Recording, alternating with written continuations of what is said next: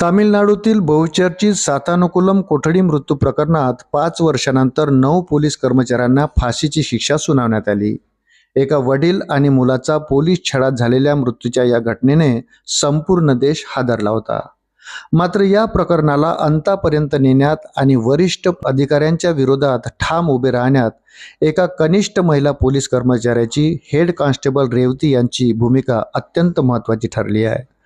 2020 मध्ये कोविड निर्बंधाचे उल्लंघन करून मोबाईलचे दुकान उशिरापर्यंत उघडे ठेवल्याच्या आरोपाखाली पी जयराज आणि त्यांचा मुलगा जे बेनिक्स यांना पोलिसांनी ताब्यात घेतले होते.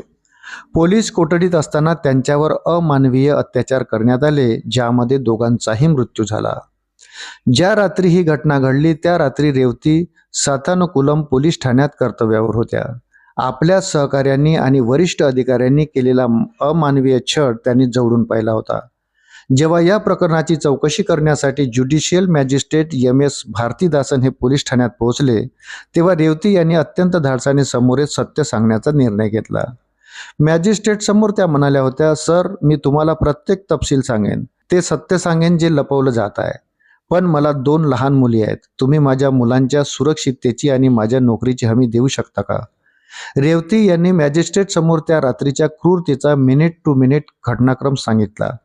त्यांनी सांगितले की आरोपी पोलीस कर्मचाऱ्यांनी बाप लेकावर लाठ्यांनी आणि हाताला लागेल त्या वस्तूने हल्ला केला. एवढेच नाही तर मद्यपान करून त्यांच्या खासगी भागावर बुटांनी तुडवले. मारहाणीत दोघेही रक्तबंबाळ झाले होते. त्यानंतर इन्स्पेक्टरने त्याच जखमी अवस्थेत त्यांच्याकडून जमिनीवरील रक्ताचे डाग पुसून घेतले.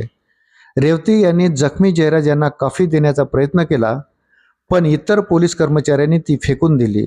जेव्हा छळ असह्य झाला तेव्हा त्या तेथून बाहेर निघून गेल्या. रेवती या एक कनिष्ठ कर्मचारी होत्या, तर आरोपी अधिकारी शक्तिशाली होते.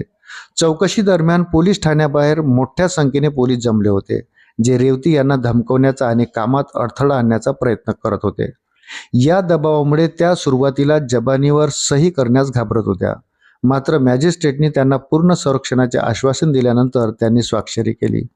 रेवती यांच्या साक्षीने CCTV फुटेजमधील पोलीस कर्मचाऱ्यांची ओळख पटवण्यास आणि त्यांची गुन्ह्याच्या ठिकाणी उपस्थिती सिद्ध करण्यास मोठी मदत केली.